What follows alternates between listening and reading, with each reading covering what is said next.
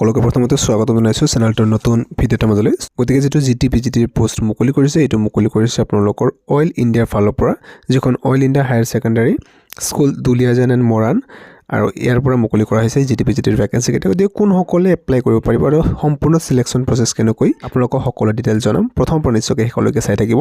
তো প্ৰথমত যেটো পোষ্ট আছে এইটো গ্ৰেজুৱেট টিচাৰ মেথমেটিক্সৰ পোষ্ট আছে। ইয়াতে দুটা পোষ্ট আছে। ইয়াতে এলিজিবিলিটি ক্ৰাইটেৰিয়াটো আপোনালোকে ভালদৰে মন কৰিব। ডিগ্ৰী পাছ কৰা হ'ব লাগিব, মেজৰ বা অনাৰ্ছ ছাবজেক্ট মেথমেটিক্সত থাকিব লাগিব আৰু 45% মাৰ্কছটো বিচৰা হৈছে মিনিমাম। তাৰ লগত ইয়াতে মাষ্ট হেভ ফিজিক্স কেমেষ্ট্ৰি কোৰ ছাবজেক্ট হিচাপে থাকিব লাগিব গ্ৰেজুৱেশ্যনৰ ক্ষেত্ৰত। লগতে বিএড কৰা হ'ব লাগিব আৰু লগতে মেট্ৰিকত বা ক্লাছ 10ত MIL হিচাপে থাকিব লাগিব, এছামিজ এজ MIL আৰু ইলেক্টিভ ছাবজেক্ট হিচাপে থাকিব লাগিব। অসমীয়া ভাষা আৰু ইংৰাজী ভাষা দুয়োটা মিডিয়ামতে মানে বুজিব পৰা আৰু পঢ়াব পৰা কেপাচিটি থাকিব লাগিব। নেক্সট গ্ৰেজুৱেট টিচাৰ ইংলিছৰ বাবে মুকলি কৰিছে। এলিজিবিলিটি ক্ৰাইটেৰিয়াটো সমূহ সেম বিচৰা হৈছে। যিটো গ্ৰেজুৱেট টিচাৰ হিন্দীৰ বাবে আছে ইয়াতে আপোনালোকৰ অনাৰ্ছ ছাবজেক্টত হিন্দী থাকিব লাগিব। লগতে 45% মাৰ্কছটো মিনিমাম বিচাৰিছে। লগতে ইয়াতে বিএডটো বিচৰা হৈছে আৰু লগতে মাষ্ট হেভ ক্লাছ 10ত যিটো আছে MIL Hindi to MIL subject বা ইলেক্টিভ ছাবজেক্ট হিচাপে থাকিব লাগিব আৰু অসমীয়া হিন্দী আৰু ইংৰাজী তিনিওটা ভাষাতে শিকাব পৰা কেপাচিটি থাকিব লাগিব। আৰু ইয়াতে পোষ্টৰ সংখ্যা দুটা আছে। নেক্সট গ্ৰেজুৱেট টিচাৰ এছামিছৰ বাবে আছে এটা আছে। এলিজিবিলিটি ক্ৰাইটেৰিয়াসমূহটো সেম দিয়া হৈছে। বিএড লাগিব আৰু লগতে MIL ছাবজেক্টত মেজৰ বা অনাৰ্ছ থাকিব লাগিব আৰু লগতে আপোনালোকৰ যিটো কেপেবল বা শিকোৱাটো অসমীয়া ইংৰাজী দুটা ভাষাত হ'ব লাগিব বা হিন্দী। নেক্সট যিটো আছে ইয়াতে আপোনালোকৰ গ্ৰেজুৱেট টিচাৰ জিঅ'গ্ৰাফিৰ বাবে আছে, গ্ৰেজুৱেট টিচাৰ কেমেষ্ট্ৰি ছাবজেক্টৰ বাবে আছে, তাৰপিছত বায়'লজি ছাবজেক্টৰ বাবে আছে। লাইব্ৰেৰিয়ানৰ পোষ্ট মুকলি হৈছে। লাইব্ৰেৰিয়ানৰ ক্ষেত্ৰত চাওক বেচেলৰ ডিগ্ৰী পাছ কৰা হ'ব লাগিব in library and information science from A government recognised university. PGT পোষ্টসমূহ এতিয়া চাওক আপোনালোকে ইকনমিক্সৰ বাবে আছে আৰু ইয়াতে মাষ্টাৰ ডিগ্ৰী পাছ কৰা হ'ব লাগিব। লগতে 50% মাৰ্কছটো বিচৰা হৈছে। Past bachelor degree with major or honours in economics with minimum 45% marks আৰু লগতে বিএডটো কৰা হ'ব লাগিব। Must be capable of teaching in English medium, ইংৰাজী মাধ্যমত শিকোৱাৰ কেপাচিটি থাকিব লাগিব। বা যিটো আছে গ্ৰেজুৱেট টিচাৰ ফিজিক্সৰ ক্ষেত্ৰতো সেম তেনেকুৱা ধৰণৰ বিচৰা হৈছে। আৰু যদি আপোনালোকে চাই ইয়াতে এটা পোষ্ট মুকলি কৰিছে PGT মেথমেটিক্সৰ বাবেও আছে। ইয়াতো আপোনালোকৰ সেম বিচাৰিছে 50% মাৰ্কছ থাকিব লাগিব মাষ্টাৰ ডিগ্ৰীত। MSc তাৰ যিটো আছে আপোনালোকৰ 45% মাৰ্কছ মিনিমাম বিচৰা হৈছে গ্ৰেজুৱেশ্যনত আৰু মেজৰ বা অনাৰ্ছ হিচাপে মেথমেটিক্স ছাবজেক্টত থাকিব লাগিব। বিএড কৰা হ'ব লাগিব। লগতে ইংৰাজী মাধ্যমত শিকোৱাৰ সক্ষম হ'ব লাগিব। যিটো আছে পোষ্ট গ্ৰেজুৱেট টিচাৰ ইংৰাজী বা ইংলিছ ছাবজেক্টৰ বাবে ইয়াৰ ক্ষেত্ৰত আপোনালোকে চাব পাৰে এটা পোষ্ট মুকলি কৰিছে। এলিজিবিলিটি ক্ৰাইটেৰিয়াসমূহ তেনেকুৱা ধৰণৰ ৰখা হৈছে।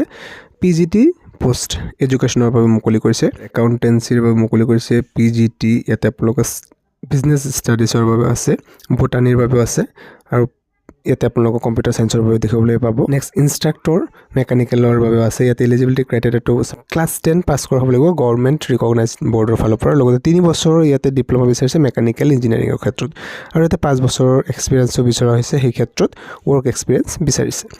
দুটা পোষ্ট আছে। নেক্সট ইনষ্ট্ৰাক্টৰ কেমিকেলৰ বাবে ছেম তেনেকুৱা ধৰণৰ বিচৰা হৈছে। 3 বছৰৰ যিটো আছে ডিপ্ল'মা বিচৰা হৈছে, লগতে এক্সপিৰিয়েঞ্চ বিচৰা হৈছে। ইনষ্ট্ৰাক্টৰ পেট্ৰলিয়ামৰ ক্ষেত্ৰতো তেনেকুৱা ধৰণৰ ডিপ্ল'মাটো বিচৰা হৈছে আপোনালোকৰ, লগতে ইয়াতেও এক্সপিৰিয়েঞ্চ বিচৰা হৈছে। চ' ইয়াতে বিভিন্ন ধৰণৰ পোষ্ট মুকলি কৰিছে। আপোনালোকে চাব পাৰে এইটো অইল ইণ্ডিয়াৰ ফালৰ পৰা মুকলি কৰিছে। গতিকে আপোনালোকে যদি এলিজিবল আৰু ইণ্টাৰেষ্টেড হয় নিশ্চয়কৈ এপ্লাইটো কৰিব পাৰে। ইয়াতে চেলাৰীটো বহুত ধুনীয়া লেভেলৰ চেলাৰী হয়। 32,000ৰ পৰা ষ্টাৰ্ট হ'ব চেলাৰীটো 1,27,000লৈকে যায়। চ' এতিয়া চিলেকশ্যন প্ৰচেছটো কেনেকৈ হ'ব চাওক। প্ৰথমতে আপোনালোকে চিলেকশ্যন প্ৰচেছৰ ক্ষেত্ৰত CBT এটা কম্পিউটাৰ বেছড টেষ্ট এটা লোৱা হ'ব, য'ত 2 ঘণ্টা সময়ৰ পৰীক্ষা আপোনালোকে দিব লাগিব আৰু যিটো 100 নম্বৰৰ পৰীক্ষা লোৱা হ'ব ইয়াৰ ক্ষেত্ৰত কোৱালিফাইং মাৰ্কছটো কি দিয়া আছে এইটো চাওক যে 50% মাৰ্কছ লাগিব কোৱালিফাইং কৰোঁতে যদি আপুনি আনৰিজাৰ্ভ বা OBC NCL বা EWS কেণ্ডিডেট হয় আৰু যদিহে আপুনি SC ST PWD হয় তেনেহ'লে ইয়াতে 40% মাৰ্কছলৈ কোৱালিফাই কৰিব পাৰিব। চ' ইয়াতে CBTৰ ক্ষেত্ৰত কি ছাবজেক্টৰ পৰা কুৱেশ্যন আহিব এইবিলাক দিয়া আছে, যিটো আপোনালোকৰ জেনেৰেল ইংলিছ, জেনেৰেল নলেজ আৰু awareness and question on oil India limited ইয়াৰ পৰাও কিছু কুৱেশ্যন দিব। 20% আহিব মানে ইয়াৰ পৰা। লগতে ৰিজনিং আছে, mental ability, knowledge on computer এপ্লিকেশ্যনৰ এইকেইটা মিলাই 20% আহিব। বাকী 60% আপোনালোকৰ ছাবজেক্ট নলেজৰ পৰা আহিব। ধৰক আপুনি মেথছৰ বাবে এপ্লাই কৰিছে তেনেহ'লে আপোনালোকৰ টোটেল 60% কুৱেশ্যন তাৰ পৰাই আহিব আৰু এইবিলাক আপোনালোকৰ কোনো ধৰণৰ ডেছক্ৰিপটিভ টেষ্ট নহয়, MCQ বা মাল্টিপল চইচ কুৱেশ্যনৰ এক্সামটো দিব লাগে আপোনালোকে। আৰু ইয়াতে কোনো ধৰণৰ নেগেটিভ মাৰ্কিঙো নাথাকে, এইটো নিশ্চয়কৈ এটা গুড পইণ্ট হয়। CBTৰ ক্ষেত্ৰত আপোনালোক ৰং এনচাৰ কৰিলেও ইয়াতে কোনো ধৰণৰ মাৰ্কছ কিন্তু নাকাটে।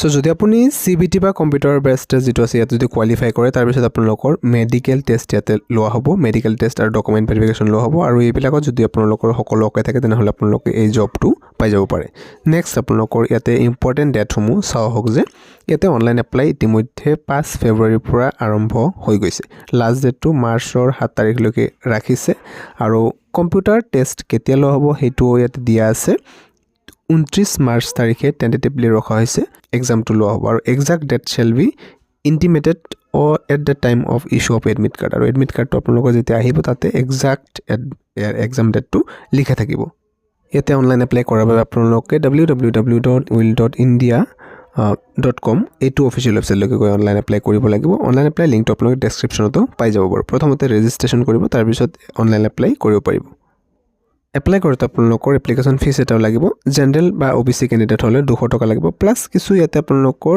টেক্স কাটিব আৰু লগতে SC ST EWS বা PWBD বা ESM বা এক্স চাৰ্ভিচমেন যদি হয় তেনেহ'লে আপোনালোকৰ কোনো ধৰণৰ এপ্লিকেশ্যন ফিজ ইয়াতে দিব নালাগে গতিকে যিসকল কেণ্ডিডেট ইয়াৰ বাবে এলিজিবল হয় নিশ্চয়কৈ এপ্লাইটো কৰি দিব বহুত হাই ৰেংকৰ জব হয়তো বহুত ভাল জব এটা হয় আৰু আপোনালোকৰ যদি কিবা ডাউট থাকে কমেণ্টত নিশ্চয়কৈ জনাব আৰু এপ্লাই কৰাৰ আগতে এডভাৰটাইজমেণ্টখন ভালদৰে নিশ্চয়কৈ এবাৰ পঢ়ি চাব ডেছক্ৰিপশ্যনত আপোনালোকে লিংকটো পাই যাব চ' ভিডিঅ'টো নিশ্চয়কৈ লাইক এটা কৰি ৰাখিব নিজৰ সকলো ফ্ৰেণ্ডৰ সৈতে শ্বেয়াৰ কৰিব আগন্তুক নটিফিকেশ্যন পাই থাকিবলৈকে যদি আপুনি প্ৰথমবাৰ আহিছে তেনেহ'লে ছাবস্ক্ৰাইব কৰি কাষত থকা বেল আইকনটো প্ৰেছ কৰি ৰাখিব পাৰে ধন্যবাদ